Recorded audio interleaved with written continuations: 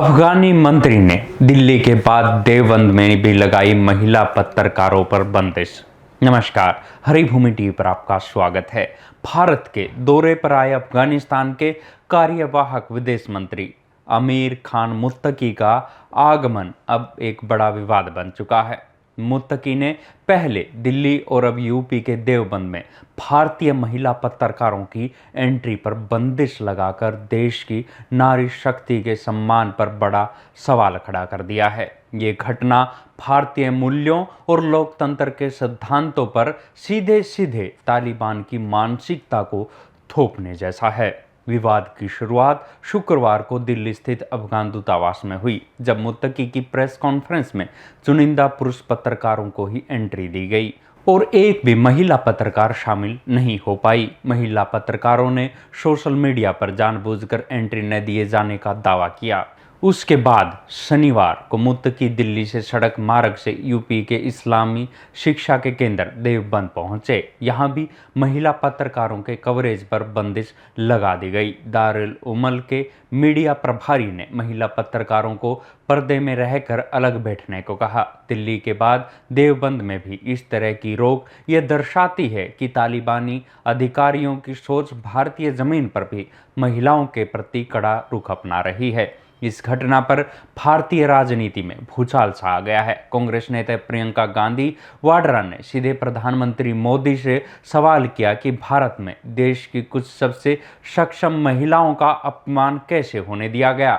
उन्होंने इसे देश की नारी शक्ति का अपमान बताया। वहीं कांग्रेस सांसद राहुल गांधी ने भी पीएम मोदी पर निशाना साधते हुए कहा, जब आप महिला पत्रकारों को सार्वजनिक मंचों से बाहर रखने की इजाज़त देते हैं तो आप भारत की हर महिला को ये बता रहे होते हैं कि आप बहुत कमज़ोर हैं और उनके लिए खड़े नहीं हो सकते। पूर्व गृह मंत्री पी चिदम्बरम और टीएमसी सांसद महुआ मोहपात्रा भी इस भेदभाव की कड़ी निंदा करने में पीछे नहीं रही। विवाद बढ़ने पर भारत सरकार के विदेश मंत्रालय ने सफाई दी कि अफगानी मंत्री की प्रेस कॉन्फ्रेंस में उनका कोई रोल नहीं था। मंत्रालय ने कहा कि ये प्रेस कॉन्फ्रेंस अफगानी दूतावास के अंदर हुई थी, जो भारत सरकार के अधिकार क्षेत्र में नहीं आता। मंत्रालय के मुताबिक बम्बई स्थित अफगान काउंसिल जनरल ने ही चुनिंदा पत्रकारों को आमंत्रण भेजा था। विदेश मंत्रालय के इस बयान को सरकार का पल्ला झाड़ना माना जा रहा है।